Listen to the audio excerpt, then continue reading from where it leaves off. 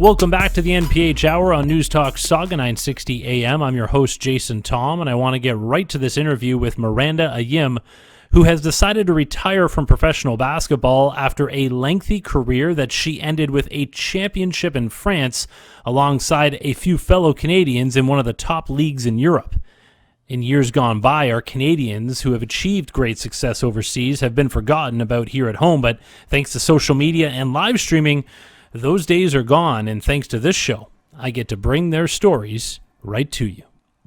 Miranda Ayim just capped off her professional career with a championship and the announcement that her jersey will be retired by her French club. But this is an international career that started a decade ago. Before that, though, 4 years at Pepperdine University, where you started pretty much from the midway point of your freshman season on. You start your pro career in Turkey.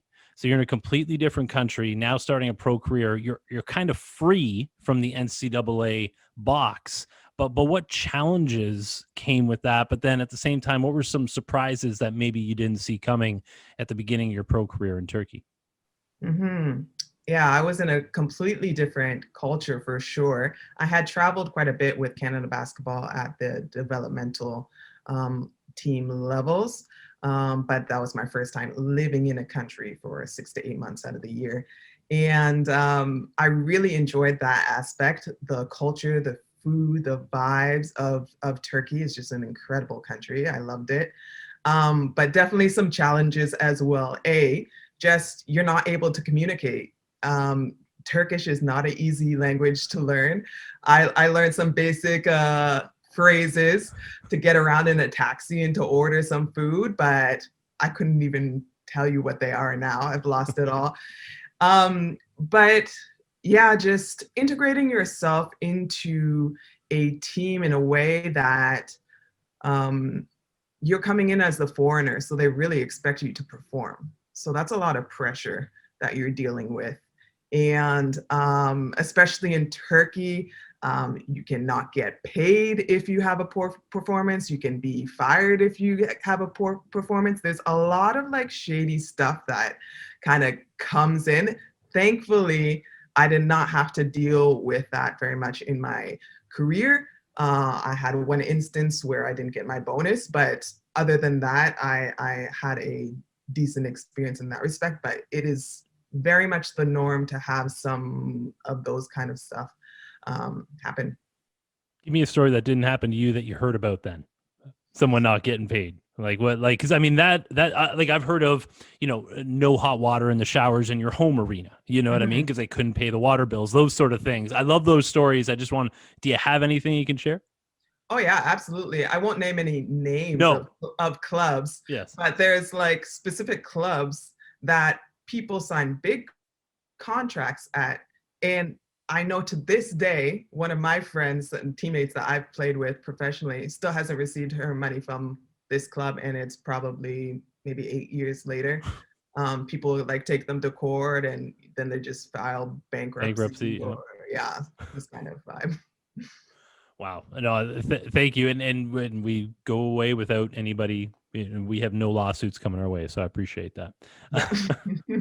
Your final season in Turkey, you're talking about you have to perform. You did 18 points, 10 boards. So now it's time to move up. Next stop is France. I would like to backtrack because okay, please do. Yeah, because that stat line is from, my last year playing in Turkey. I played in Turkey for 3 years. My first 2 years were in the first division. My last year, that third year, was in the second division. Okay. And the team had dropped down?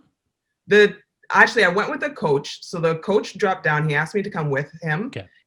And I share it because it was a moment in my career where I was in a headspace where I think a lot of athletes have been, or if they haven't, they will, because I know no athlete has gone into this dark space.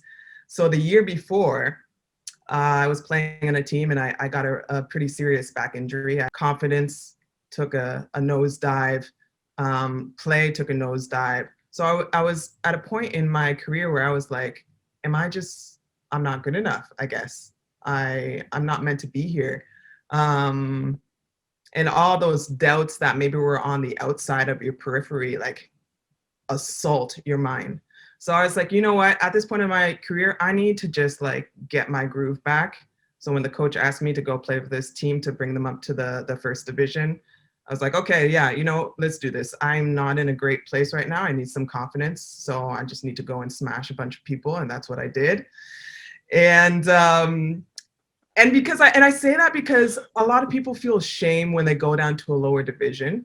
So I kind of want to lift that stigma. The rest of my career has been in the first division and gone on to do some great things, but the path isn't always like this. It's very often up and down and all the way around the mountain and down into the pit and wherever else you need to go. You led me into a question about taking care of your body. I want to shout out a good friend of mine, Michael Grange, who took the words out of my mouth on social media about a picture of you holding up the trophy in your final year, and the back looks like the Incredible Hulk. And I just have to ask, so like, how much do you have to take care of yourself, especially about like what's going into your body, and then maybe how you have to change your workouts as you continue this grind of being a professional basketball player? Absolutely. Our body as athletes is literally the machine through which we get paid. I guess I shouldn't use the word machine because it needs to be cared for more delicately than a machine, but we need to take care of this or we can't function. So that has always been something that's been at the forefront of my mind, just as like a human being as well, because you need your body to live, to breathe, to function, to perform.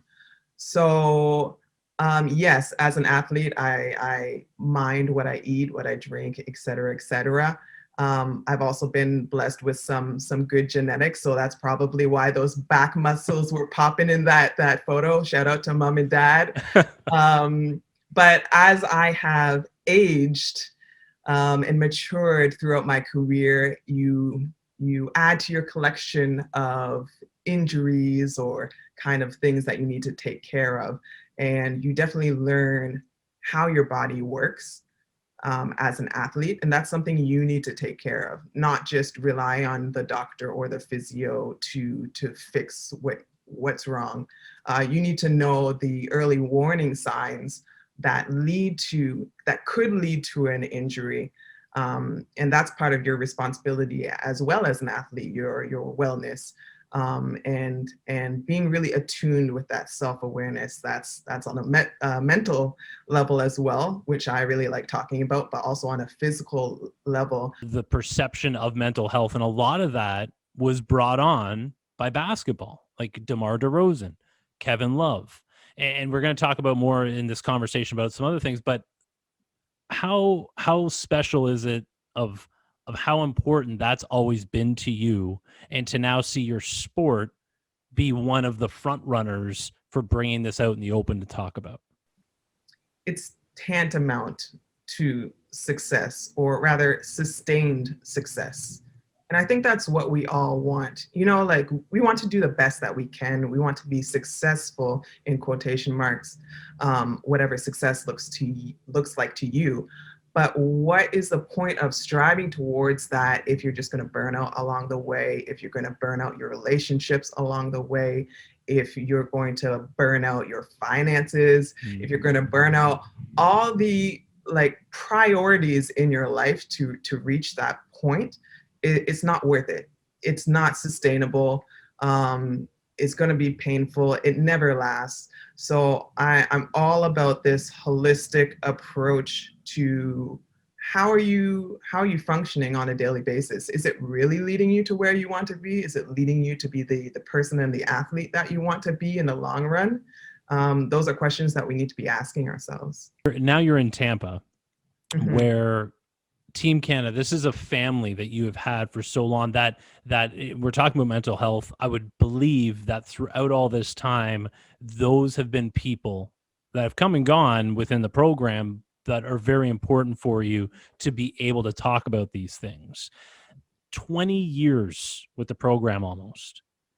Can you paint the picture of where the program was when you joined and the differences between then and now? Because I think that's going to get lost with all the excitement that's coming up this year, is people are not going to realize where things were. They're just going to see the way it is now.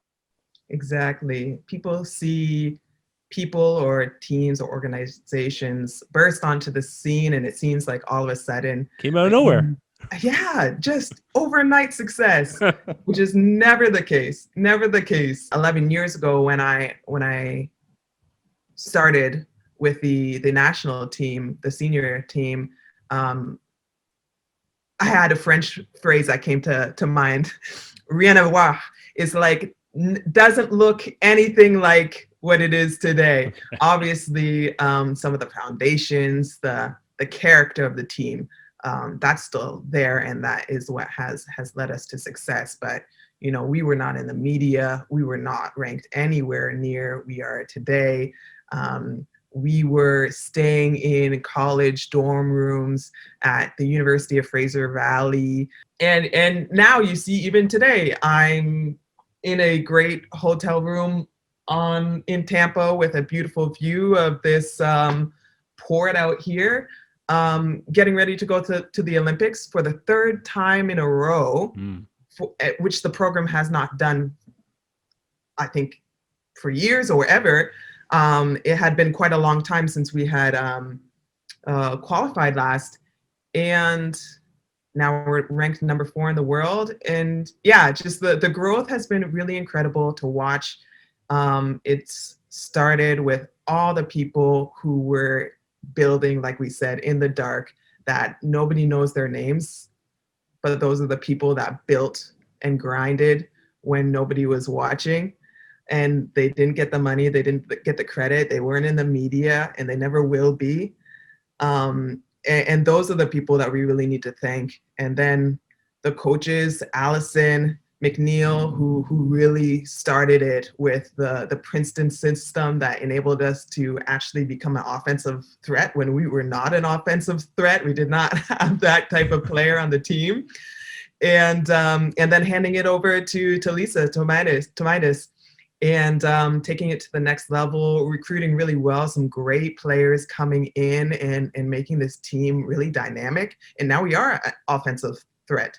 And it's really incredible. I think we were just talking about this in a meeting the other day. We are the number 1 defensive team in the world.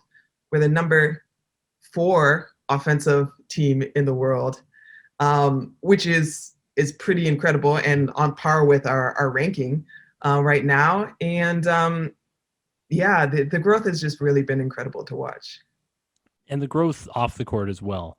The sport of basketball, and women's basketball particularly, was been the driving force, I feel like, in really keeping the spotlight on social justice, racial inequality, and then equality for women, both in sport and out of it.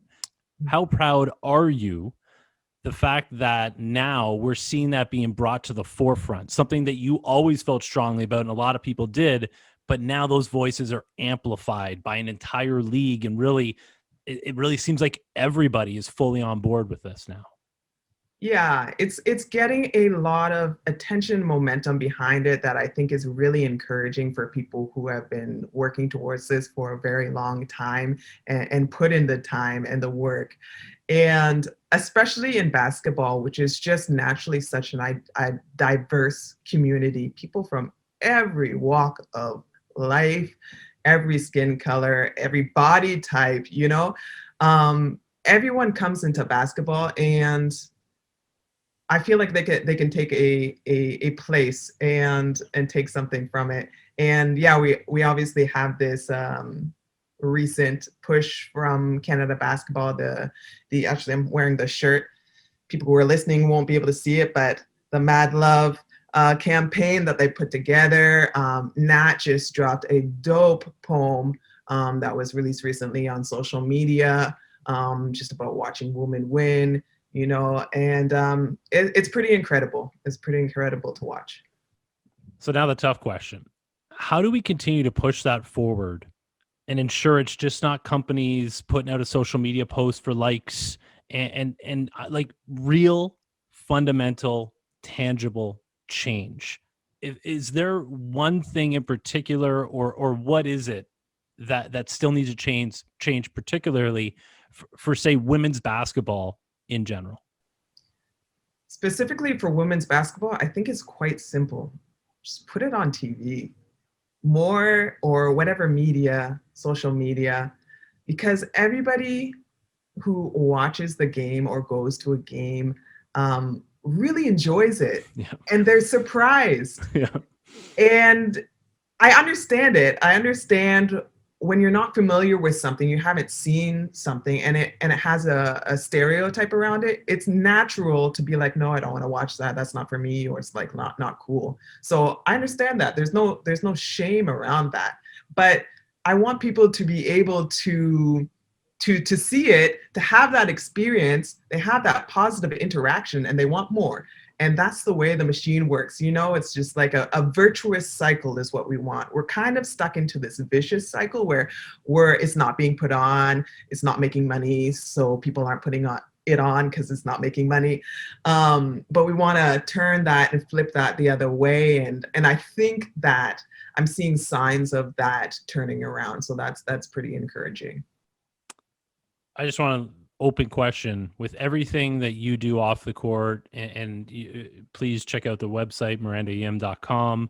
The blog postings on there, incredibly helpful. If there's 30 seconds to an athlete there in Canada that hasn't played basketball in 15 months, mentally, physically, holistically, what advice would you have for them right now? It's the greatest preparation for a life in sports that you can get, or a life in general. Yeah. I talked about this actually really early in the pandemic, that this pandemic has just burst our bubble or our conception that we really do have control over anything. Yep. So the sooner that we step into this mindset of, you know what, I don't have control over these external situations, but I do have control over how I react to things and how I think about things. And as soon as we recognize that, we have limitless power over our own life and around the people around us. And that's applicable for sure in the sport of basketball. But even beyond that, how you construct your life, if you take the responsibility on yourself on controlling what you can control, working on what you can control, building that growth mindset that everybody loves to talk about, but is so true. Yeah, but it is, yeah. Cliches are cliches for a reason. Yeah. That's going to be that key, just leaning into that uncomfortable feeling of like, I don't know what's going to happen next, that uncertainty. Reminding yourself, I will never know what's going to happen next. Some people never get there. I know some people maybe don't get there right till the end, right? It's a difficult concept to grasp, but it's so liberating when you do. And those concepts like that are the reason why I started my podcast as well. I wanted to talk about these mindset shifts and wellness as well in this world of high performance, because sometimes we try to like really grind and like push, like I need to be at this level, I need to do this. This is the way to success or being a better athlete. But sometimes it's like just our thoughts that are holding us back. And if we can just do a little pivot, that can release a whole new playing field, really. Absolutely. 100% agree. Miranda Ayim, you're a name that will always be remembered in French basketball, now about to become a 3-time Olympian whose name will always be remembered in Canadian and Olympic history. Steve Nash said, an athlete dies twice. But Miranda, I'm looking forward to seeing your rebirth and what you do to make this world a better place. And congratulations on everything you've accomplished thus far, and I can't wait to see more. Thank you so much, Jason. It's such a pleasure to chat with you.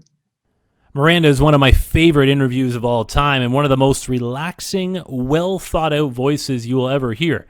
And for anyone out there, athlete or not, that is looking for some resources to deal with anxiety and stress, performance, please check out her website, mirandaayim.com, where she has blogs and podcast episodes where she relates skills that she has used to cope throughout her career that can be implemented into everyday life.